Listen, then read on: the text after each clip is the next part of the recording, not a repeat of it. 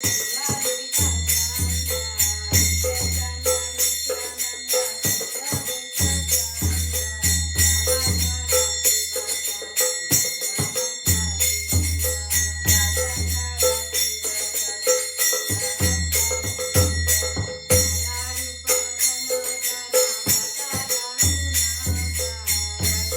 going to redo exactly what I just said. And we're here in the temple room with these lovely devotees, Jahnavi Didi, and you saw Janaki over there peeking, and Ramananda Prabhu. And they have been visiting us for several weeks now. And it's been really inspiring having them here. Their mood of service is extremely inspiring, and also their discipline and their dedication to showing up and to helping with the temple activities is extremely encouraging for all of us here. And Dandavat, thank you so much. Anu Krishna, Dandavat. It's really my pleasure and honor to be here broadcasting by the grace of Srila Bhakti Pavan Janardar Maharaj and Srila Bhakti Sundar Govinda Dev Goswami Maharaj and our Guru Varga and Srila Bhakti Nirmala Acharya Maharaj. So we're going to begin. I'm going to begin, I guess. The devotees have just finished chanting and doing some bhajans, and I am going to now share something, but as I was saying earlier when there was no sound, that it's kind of interesting for me and funny to be speaking when usually I would like to hear from them, but I get to practice and share something here with all of you. So thank you all for this opportunity. So my name is Vaidehi Devi Dasi, and I grew up here in the Sokel Seva Ashram in Santa Cruz, California, with my mom Kalindi, and have been living here since I was a little girl, and have had so many different experiences in practicing life in Krishna consciousness, from feeling super inspired to not feeling inspired at all, to feeling somewhere in the middle, to remembering that, our most important thing is to keep our association with those like-minded devotees and with Shastra, and of course with our sadhana practice. So tonight's topic, I wanted to share a little bit of, based off of the song that we sang, I believe that was last week, the Sri Vaishnava Mahima Giti, written by Srila Bhaktivinoda Thakur. We all are familiar with the first line, O He Vaishnava Thakur. It's page 78 of the 7th edition of this Kirtan guide. And the reason I wanted to come back to this song and some of the lines, the footnotes here about the 6 defects, the 6 faults, the 6 urges, the 6 good qualities, and the 6 kinds of saintly associations.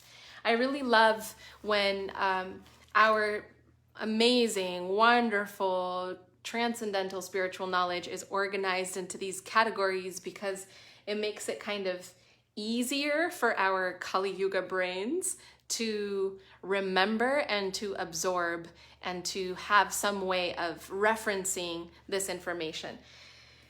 And, our physical bodies, our mental bodies, and our spiritual developing bodies, I think it's very important to maintain a good tab or status check on all 3, and to really pay attention to what's working and what's not working, so that we can try to be in our best health on those 3 levels, body, mind, and spirit. And it's not always super possible, because this material world is very difficult and can be very challenging. And as we know, Adi Atmika, Adi Daivika, Adi Bhautika, right? We're always under suffering from either our own mind, other living entities, that's a huge one, and, the devatas, the natural disasters that are taking place. And, the world events that we see on our planet are, becoming more and more disastrous and devastating. And this can have a toll on our mental and emotional and physical bodies as well.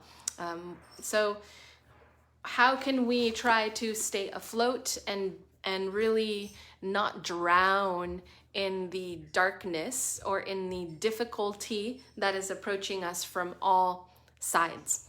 And I think one of the first ways to do that is to understand, to have some understanding and some knowledge of what we are afflicted by and what our weaknesses are, as well as what our strengths are, or what our strengths can be. And so I've been spending some time in my,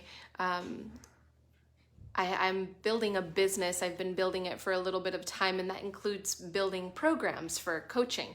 I coach women, and I help them tap into their purpose and then help them create their online businesses. And so as I'm developing one of the programs, it's called Soul Purpose Foundations. The first month is understanding the self. And so today I've been meditating on, how do we understand, and why is that important to understand the self? Because ultimately we need to become our own best friend.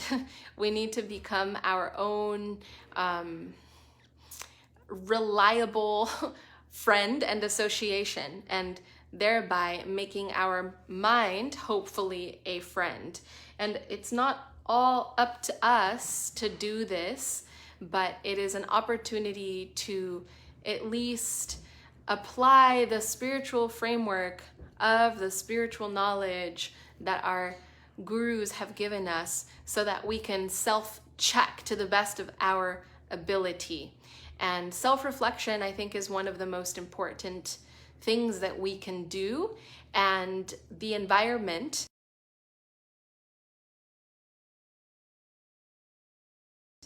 also.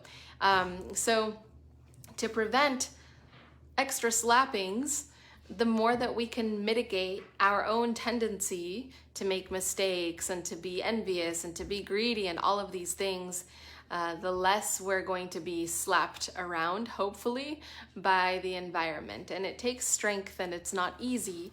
So, my shelter is reading and trying to memorize and trying to absorb my mind when I can on these pieces of information. And so in this song, we have this understanding that, there's the choya bega domi, the choya dosa shodhi, and the choya guna deho dase, which is something we have to do. Jai Safarikara Shri Shri Guru Gauranga Gandhar Vidit Hare Ki Jai. Jai. And Janaki Didi on the altar. I always get these two sisters, their names, Janavi and Janaki. This one is Janaki. Did the arti this evening and is taking care of their lordships. What a beautiful opportunity. So it takes a whole team. Okay. So this subjugate the 6 urges. And what are the 6 urges? I spoke about this a couple weeks ago. We were reading the translation to this song, but I really wanted to talk about this because we have the opportunity every day to stay in the bad mood, in the bad energy, in the bad, but every day we have this wonderful opportunity. And so the 6 urges are those of speech. And, the speech, how we are using our tongue, what we are saying, how we're choosing to engage. And I notice when I'm in a downward spiral, I spend time talking about the things that disturb me very often and spreading this disturbance everywhere, right? So when you're doing this, right, when you find yourself losing control of the speech, right? What are the urges? So subjugate the 6 urges. What does it mean to subjugate? And in our Krishna conscious movement, oftentimes we have this understanding that like sometimes we can see the spiritual path as cut and destroy and eliminate and restrict. But like Bhagavad Gita says, you know, we can withdraw these things like the tortoise withdrawing its limbs, but then our mind is still engaged. So sometimes we need to have a way to release and to purify and clarify the bad, dark energy. But it doesn't always work to just like suppress yourself, although controlling the urge of speech is important, right? If you don't have anything nice to say, don't say anything at all. And if you're going to say anything, then what is the purpose of saying it? Is it to improve the situation? Is it to receive some guidance? Is it to share something that has been weighing on you and confiding in confidence? So it's important to understand what is your motivation behind how you're using your speech, right? How one is using their speech.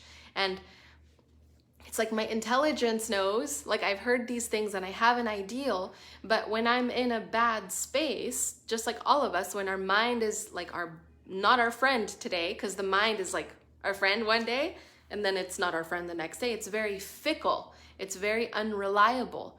And so it doesn't have to be that way, right? So through sadhana, through spiritual practice, we create more stability, but also through paying attention to our intention. Like, what is the root of our reason for not controlling the tongue or saying something not nice, right? So subjugate the 6 urges, and not just subjugate, but I like this concept very much of purifying. So using the speech to seek support, using the speech to transform the vibration, to transform the situation, to create something new.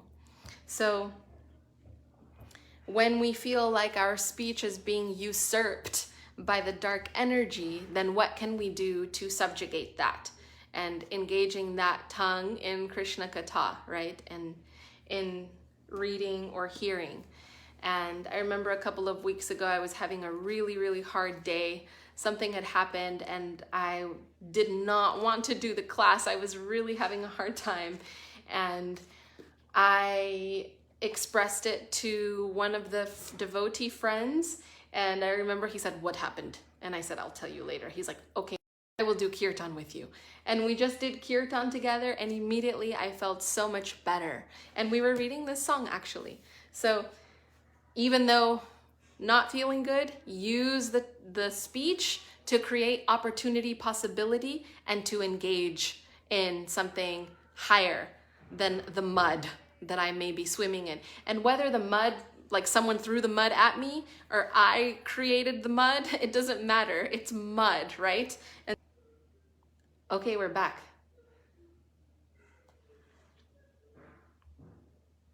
All right, looks like we're back here. Jahnavi's checking over there. So we're in the mud, our vision is cloudy, we're feeling bewildered, maybe we're feeling afraid, but abhaya charanara vindare, right? So taking shelter of the cooling moon-like lotus feet of our Guru Varga. And how can we do that? By taking shelter in their words. So subjugating the 6 urges, so that of speech, the mind. So again, the mind, how are we cleansing the mind? Cheto Darpana Marjanam, right? Chanting and engaging in absorbing our mind in transcendental sound vibration. But, we've heard that in this age, in Kali Yuga, we've seen the degradation of these ages and the planet, and we're thinking the war is outside, right? The countries are dividing and this is happening and people are at war with each other. But the more the Kali Yuga advances, the more the enemy gets closer and closer and closer. And in Chaitanya Charitamrita, this is described how the war is really, the enemy is within. It can be within the mind. And so sometimes we think that Maya is this, Maya is that, Maya is some illusion, right? But Maya is not just like, you know, some seductress, genie, distracting personality, right? Sometimes we think Maya illusion exists everywhere, and it's also within the mind. And sometimes that illusion comes in to disconnect us from our practicing life through the mind, just like we have mantra, mind, tra, through the mind. So through the mind, we can have this transcendental sound vibration, but through the mind, we can also be sabotaged and we can have, you know, I guess mental viruses come in and disturb our mind and then get us agitated. And then from the mind, the bewilderment, then the senses, and then the whole domino effect can happen through the mind. So we must subjugate this second urge, which is the mind. And one thing I want to say about the mind too is that, you know, side note is in the Boga Arti song, the Bhaja Bhakata Vatsala Shri Gaurari, there's this line that says, Mane mane suke Radha Krishna guna gao. Mane mane suke Radha. So in their minds, the gopis, Mane mane suke Radha Krishna, they're happily singing the transcendental pastimes of, you know, Krishna. They're singing the glories of Radha Krishna guna gao. And I remember sitting here in this temple room reading that translation, and I know mane mane means mind, but it was translated as heart, in the heart. And so it made me kind of think about how actually the heart and the mind, you know, right now they are disconnected because, you know, we are not yet in our kind of fully blossomed space. We're not fully blossomed or fully realized, but essentially the heart and the mind become one, right? They can become one. The heart is pure, the mind is pure. There's no distinction because it's aligned properly, right? When we are, you know, chitete koriya aikya, when arana koriya mane asa, when we're no longer desiring, arana koriya mane asha, do not desire anything except for what comes from the lotus mouth instructions of your spiritual master, right? So, and our heart's aspirations can be fulfilled in the Lord's service. And the more we align our life with that heart aspiration and that vision, and we really get to understand ourselves, the less disjointed things are going to be, the more together they will be, rather than one horse there, the other horse there. That's what's happening when we're not really cultivating and expanding our alignment, our life's alignment in Krishna consciousness, right? And Krishna consciousness doesn't just mean like reading some book and doing some physical activity, but it's having our whole existence be an offering to the Lord. Everything that we do is an offering. And you know, having some, if you don't have an acharya near you or someone that you're necessarily taking shelter from, the least thing you can do is dedicate yourself and offer yourself to sadhana. That is also another form of guru, right? Is to be able to take shelter of the shastra, sadhu, shastra, and guru, right? So this is kind of like a triptych kind of way, like a threefold way that we can have association with guru. And so the mind, rather than being usurped or feeling disjointed or being disjointed, can actually become very well aligned when we really understand our own tendencies and we really understand our own aspiration, desire, and service potential, and our service opportunity. So subjugate this urge of the mind by engaging in sadhana bhakti, by engaging in properly understanding what is truth, so that next time the mind goes to chew on some garbage, you already know, oh, no, this is garbage. Actually, not here, come this way. Because we know once the mind starts to chew on some garbage, it kind of is like a rabbit hole. So another thing is anger. And I told some stories about this anger thing with Gurudev, and how sometimes we're very afraid to become angry, or ashamed to become angry, or think that anger is not really how we should be. That's not Krishna conscious, that's not appropriate. But it doesn't mean anger in the sense of, one can be angry about some offense in the temple room, or about whatever, things that are appropriate to be angry about. And sometimes anger can come to help us understand something, but that's like a psychological trip we're not trying to go on. But anger as a response, as a frequency, as a way of treating others, as a way of letting yourself be overcome and having reactionary, impulsive, attitudes, situations. So anger is something that can be really detrimental to our health, to our body, to our mind, and to our association with others. So anger is something extremely important to the internet. Oh, okay. Because it's kind of like the gateway. It's like anger is like a gateway drug to losing more of your own control of your senses. And we know that when somebody is in anger, they lose their understanding, they lose their respect, they lose their position. And so many things can happen in anger. So this is another very important thing to check. And then the tongue, which we talked about with speech. But the tongue, we can become led astray by the tongue and not conquering the tongue. And this is just a simple yoga.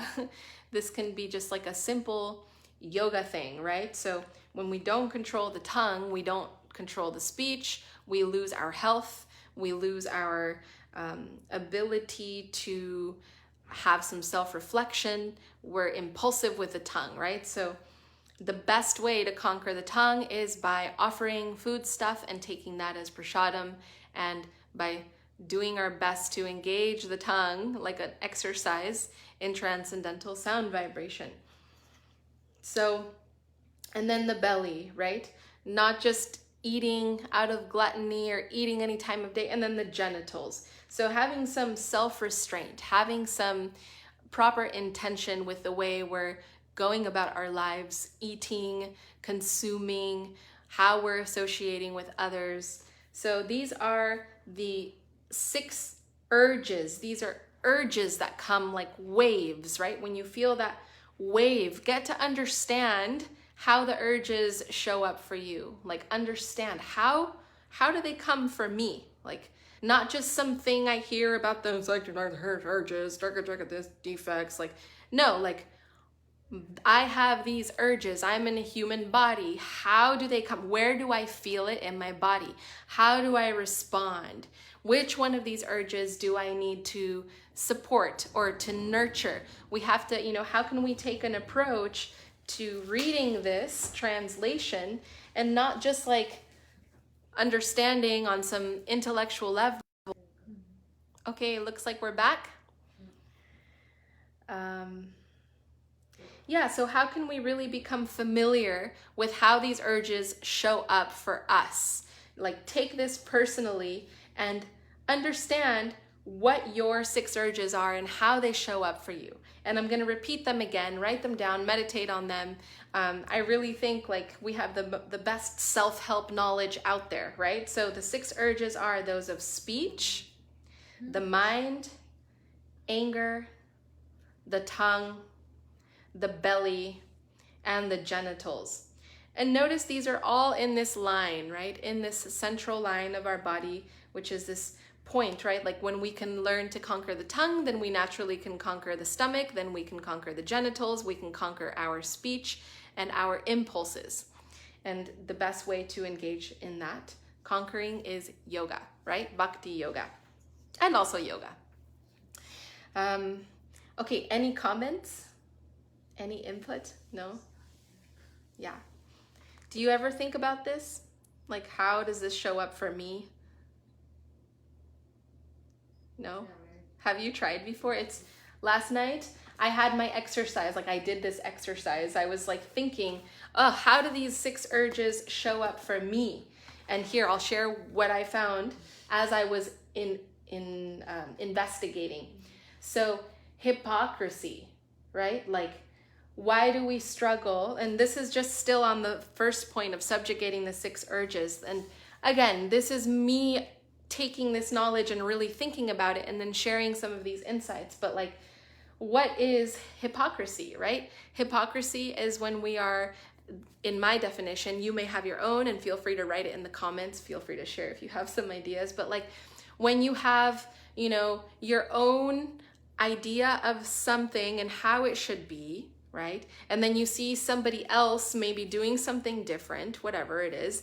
And then, you know, I feel like hypocrisy can begin with criticism, right? Like, looking at, actually, what I was thinking about is how through criticism, hypocrisy comes. Because when you're criticizing and looking at the garbage and you are, you know, putting all your mind on looking at the garbage, which is a trap that we all fall into, and we can all fall into, when our mind is sick, right? When the mind is ill and needs some support, we fall into some sort of criticism.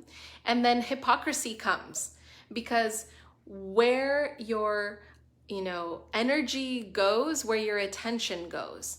So, and Guru Maharaj speaks about this all the time.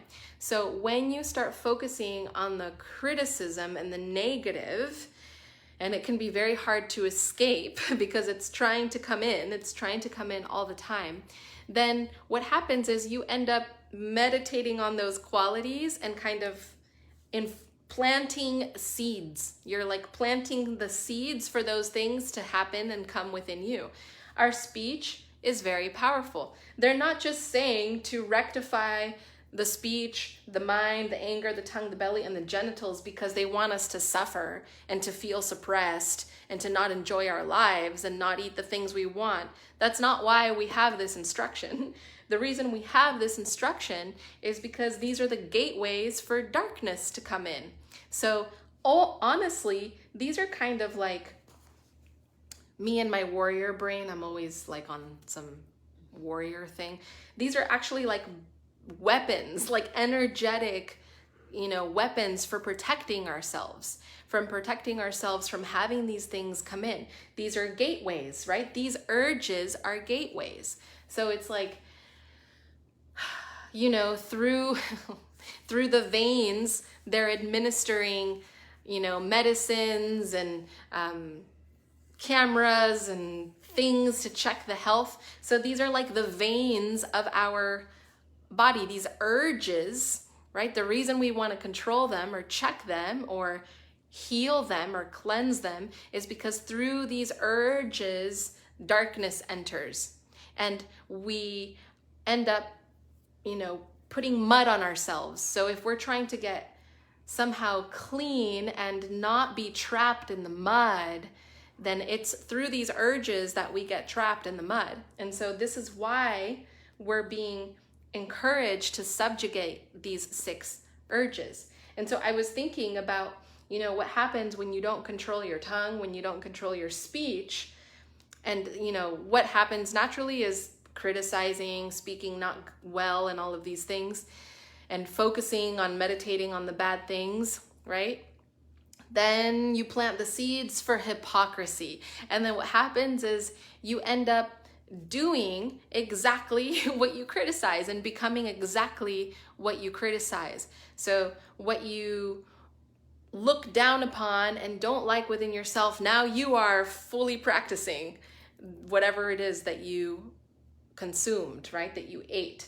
So pay attention to how these show up for you. And then the other one that I found is this concept of guilt and like mea culpa. Like we hear, yes, religion is finding fault within myself, right? We've heard this, dook, dook, dook, in and out, but that's not really what I'm talking about with this. It's just like the guilt that comes. It's like this, you know, when we are working against our own conscience, our own heart, like our own purity, right? Purity is invincible. We hear purity is invincible. It is absolutely invincible. When you're truthful, like you are invincible. When you are speaking the truth, when you are doing what is righteous, like Gurudev in his song, they're describing how he's always speaking his truth with gravity and with calm, and there can be no fault in somebody that is, and truth doesn't mean like this American egoic way, like I'm just speaking my truth, and then you're like disrespectful and you're just a jerk. That's not what truth is. It's more like when you see something and you're speaking your truth and it's coming from your heart and you're not speaking from a place of judgment or bias or criticism, and simply from the space of your desire, from your heart. Truth comes from the heart, right? When that dynamic is properly being spoken, then, or expressed, there's no room for guilt. But this guilt can come in when we're not doing right, when we're not speaking from our truth, when we're not living truthfully. Because why else would guilt come? Like you feel guilty about, like the other day I had this disaster happen because I felt guilty about, long story short, I felt guilty about being up really late and taking a shower really late.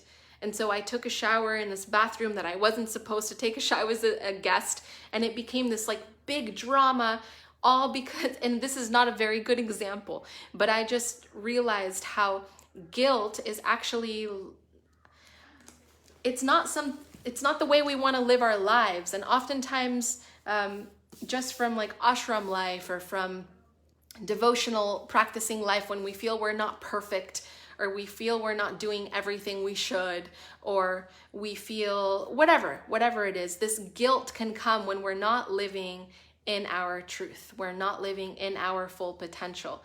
So when guilt comes, try to inquire and like look more deeply into where this guilt is coming from.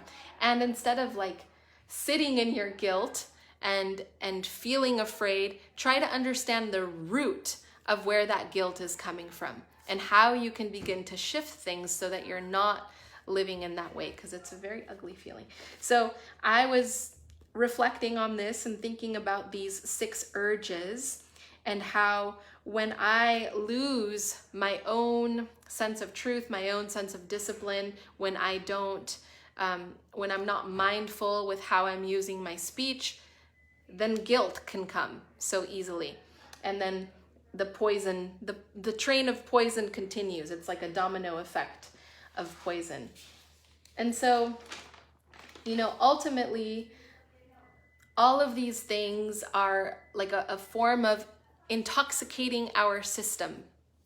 So when we lose our control and we don't subjugate the 6 urges, we're ultimately intoxicating our system. We are putting toxins into our system.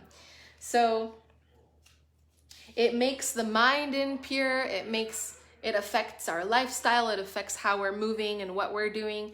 So how can we align with what is our truest, most honest and sincere way of life and being? So I thought to myself, by understanding first my relationship to these urges so that I can get to know myself more and recognize how I can improve through this knowledge by meditating on this knowledge. So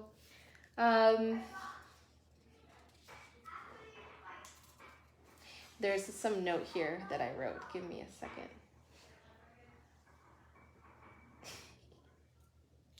That's funny. Any comments or thoughts? No? Okay. Any comments or questions from over here? Anybody that's watching? Okay. Dandavat pranams, everybody here. I hope this is helpful in some way. And, you know, if it's not necessarily a topic that you wanted to focus on, then I encourage you to turn to a song in the Kirtan guide and really think about what's being said and how you relate to it. And it's a great meditation. I was doing this last night and I thought it was so helpful for me to think about these things. Okay, so the 6 faults. Rectify the 6 defects. So these are the 6 defects.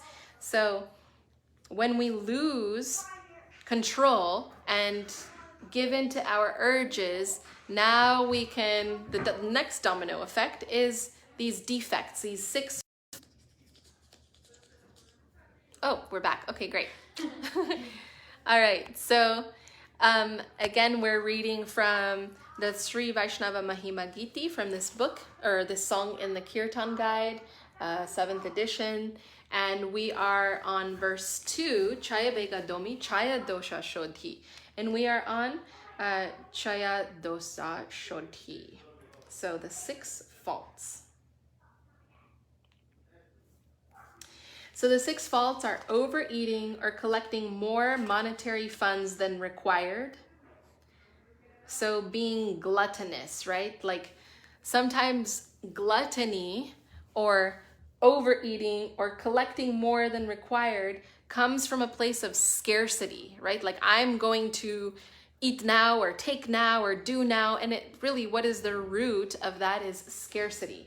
So when there's scarcity and when there is like a unfulfilled need or necessity, then we can become over collectors, overeaters.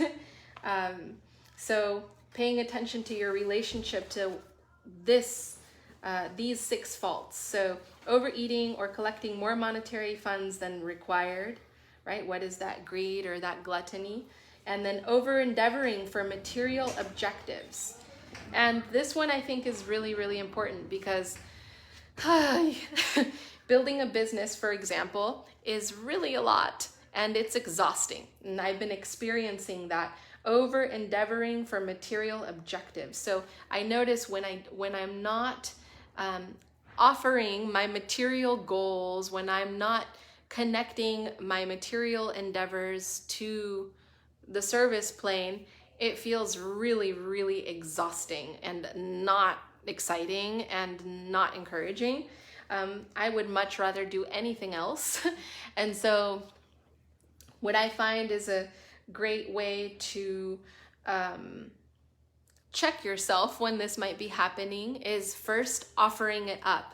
So when you feel like you're over endeavoring for material things, offer this to the Lord, like offer this to the Guru, offer this to your spiritual community, and not just thinking for yourself about yourself, but really trying to be in service. And so if you are a service unit, then naturally what you're doing is somehow also participating in Gurudev's movement, right? Of sharing Krishna consciousness, helping to serve in the temples, whatever, association with the devotees, right? Just like we think of Avadut Maharaj, right? He is, doing so many amazing fancy things with this high technology and these amazing art exhibits and restaurants and festivals. And, anyone, like a regular person, could see him and think, whoa, like, he's so cool. Like, he does all these amazing things. He made this festival. He made this cool exhibition, this art exhibition. He opened a restaurant, right? These, without the mood of service, they're material endeavors, right? But he's doing all of this in service to Krishna. So when we're not offering it, that's when it becomes a fault. That's when it becomes overworking and it's too much. It's heavy and it's exhausting. At least that's my experience. What is your experience with over endeavoring or with endeavoring for material things? Do you find it to be a pleasant experience, What are those material things that you are endeavoring for? And can you find a way to bring them into service or to bring them into connection with this vision of Krishna consciousness? How can you find that connection to it? And then unnecessary talking about mundane affairs, right? This is another one of the 6 faults. Unnecessary talking about mundane affairs. And this one for me is like, honestly, like, life is very short and I don't really, like, my personal sentiment with unnecessary talking about mundane affairs is like, we don't really have time. Like, we have very limited time, and how do we want to use our speech and the way we're relating to others? Unnecessary talking about mundane affairs is like chewing on the chewed, right? This prajalpa, this village talk, gramya katha, and it's really kind of like, I would say kind of like lowers your IQ a little bit. Like, it makes you more like not very intelligent, I find. This is my understanding. It's like, the more I spend unnecessary time talking about mundane affairs, I feel like the more unintelligent I become and the more I waste time.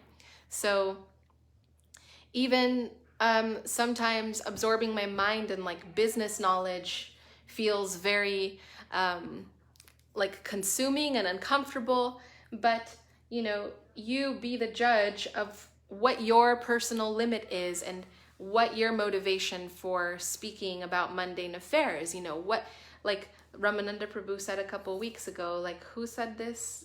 Saraswati Thakur or Srila Sridhar Maharaj, like, when you engage in a conversation, make sure you don't leave until you speak something about Krishna, or Nityananda Prabhu, right? So like, how can we kind of always bring it back to that thing which is life-giving? And then being too attached to or too neglectful of scriptural rules and regulations, right? Like, there's a difference between being on the altar and like being obsessed with every mantra and like all the rules and like, I'm turning this way and then the sun is that way, and like before you know it, what are you doing, right? You're just kind of like this rule book encyclopedia. And then the difference of, for example, seeing Ramaya on the altar, and it's just coming from his heart, and he knows the standard, and somewhere in between, right? Somewhere in the middle, he's finding that sweet place to come from his heart while also maintaining a very nice standard. So being too attached can be kind of like obsessing about the shell of the thing, right? The scriptures are there and the rules are there to help us to improve and to help us have some sense of discipline, but not so that it becomes everything that we're focusing on. Or too unattached, right? Like, oh, it's all Krishna anyway, so I don't need to bathe Krishna. Or it's all Krishna anyway, so I don't really need to like take a shower to go on the altar because it's all Krishna, right? Like, then too, like, not becoming attached and not at all following the scriptures can also, too neglectful, right? Then what's our standard? Then what's our etiquette? Then what is the way that we stay on track? So it's really important to have that fine balance and to do our best to be somewhere according to the instructions of our spiritual master. We're not going to be perfect, but being too attached or too neglectful is kind of like not very helpful. So how can you find that middle spot? And then associating with worldly minded persons. So I grew up in a temple my whole life, and I've been around devotees my whole life. And so I know sometimes I can go into the material world being like, la la la, this is normal. But I notice that over time, when I'm associating with non-devotees, I begin to see their habits and the way they think and the way they speak. And then these also become my habits and examples. But really, the standard of our spiritually minded persons is really the most healthy and helpful for our spiritual progress. So when we associate with worldly minded persons, we're forming habits that are not really based on something that's going to help fulfill and uplift our soul. So how can you become association, if you're going to associate with worldly minded people, not to become their disciple, but rather how can you become association for them? And I've had to draw those boundaries before and realize, oh, okay, so with this person, these are the rules. I don't get in the car with them. I don't talk about these things, but rather I engage with them when I want to do kirtan, or I speak to them about Gurudev, or, you know, I accept their invitation to go to meditation classes, but I don't accept their invitation to go to whatever, some bar or whatever it is, right? Like choosing how you're associating with worldly minded people. I mean, because we can be worldly minded people as devotees as well. Like we can be in the temple like, oh my God, did you see her sari and the way she was wearing her nails? Oh my God, like that's, you know, doesn't mean that just because you're in a temple wearing something, you know, that you're no longer worldly minded. We all become affected by we can all be worldly minded in different ways. So how can we become good association for others and also for ourselves, to be honest, and not become the disciples of the worldly minded, and not think, because I've seen this sometimes. I think, oh, maybe the grass is greener over there, and oh, these people have this thing together, and that looks super cool, and I want to do that, and then I become attracted by something they're doing, and then I forget my own standards, right? So how can you stay fixed on understanding, like, what is my standard? What is the way I'm associating? And have some clear delineations, have some discernment. Think about these things so that you can understand how to relate as a bhakti yogi, as a spiritual practitioner.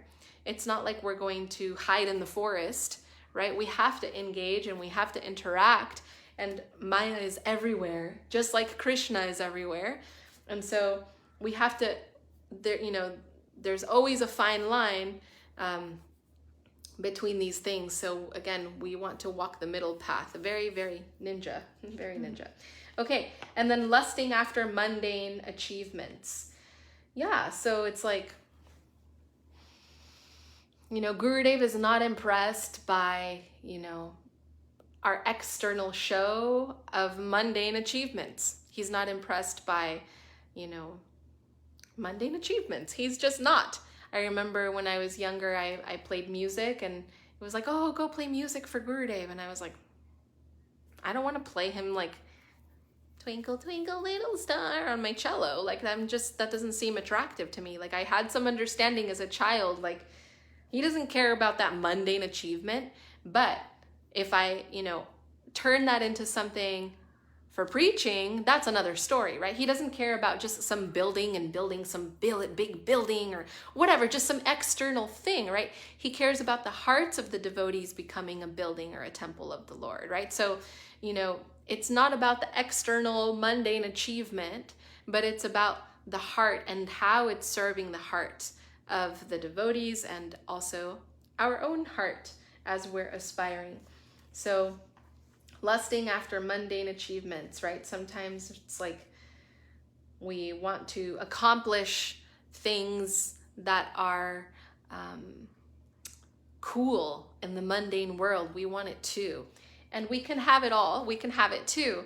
But to remember that it's the mood and the intention and its connection to service that protects us from becoming victims to our own ego tendencies. So I try to remember these things, and I do forget, and I do make mistakes, and I do get trapped in rabbit holes, but every time I come back, when I feel like there's something going on, taking shelter and coming back always helps me to like, oh yeah, that's right, what was I doing? I have to not, I was gonna say a bad word. I have to not eat beep, right? Like we have to avoid consuming garbage. The end. Just stop consuming garbage.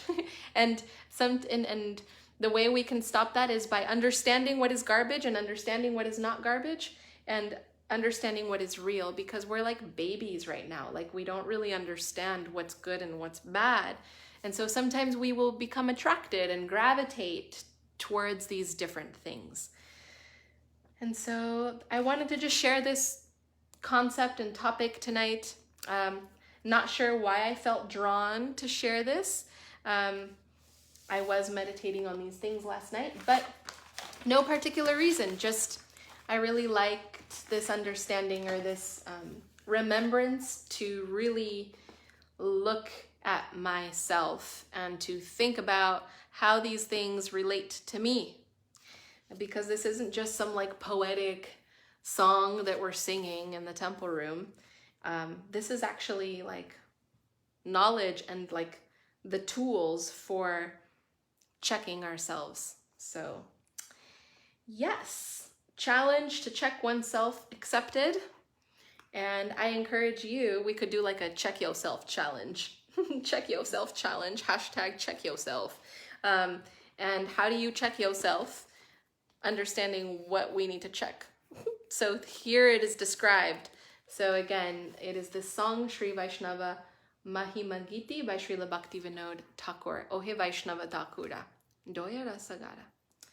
So feel free to check that out. Next week, maybe we will continue with the positive side. What are the 6 good qualities? And what are the 6 kinds of saintly association? Meditating on that next week. For now, we're going to close the evening Hari Haraya, shall we? With our song here in the temple room. Oh yeah, it's in here. Who wants to sing? Anybody? Okay.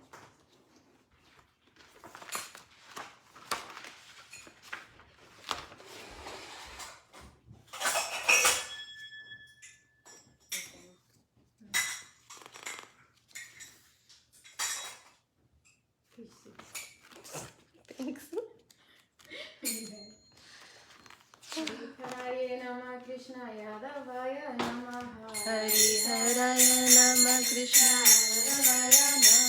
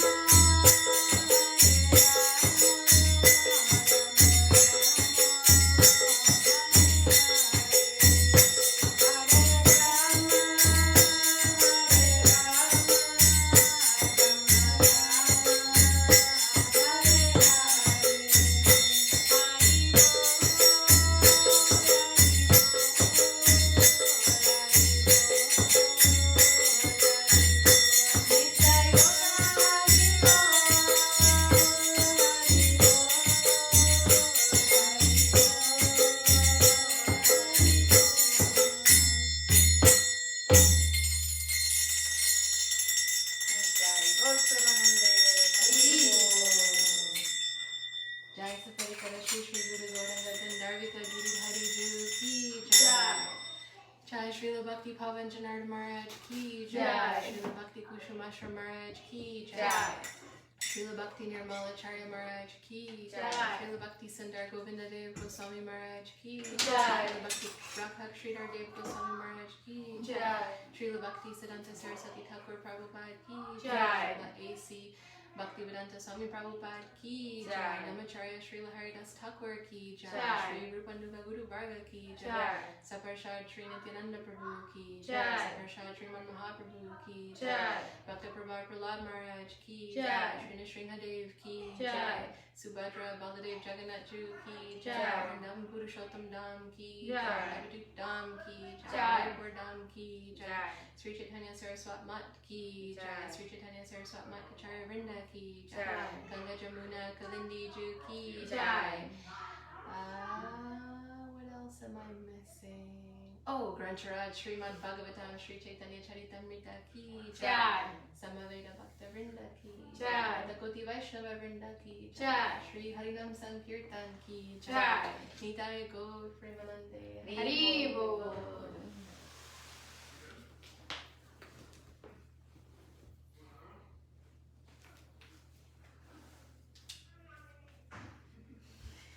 Okay, so with this we close our evening. Thank you all for joining. See you again next week and 7:30 p.m. Pacific Standard Time, and of course there's live streams every single day. And if you are in Santa Cruz, please come this Friday. We are doing a bonfire, a kirtan bonfire. And if you are interested in coming, please send a message to our Facebook account here. But so far we are planning to do it at Moran Lake Beach, depending on how the tide is going to be, and we might switch it to 20th, which is just down the street. But this Friday at 5:30 p.m. Pacific Standard Time, we're doing kirtan, so come join us for this bonfire. And also Thursday night evening kirtan, followed by reading of Revealed Truth every Thursday at around 7:45 or 8 p.m. We will be reading the Revealed Truth, and if it's not me, someone else will, since I have a work commitment every second Thursday of the month. So someone else hopefully will be able to read, and we will find out who. But please tune in. See you all later this week, and I hope to see you all in person. Dandavad.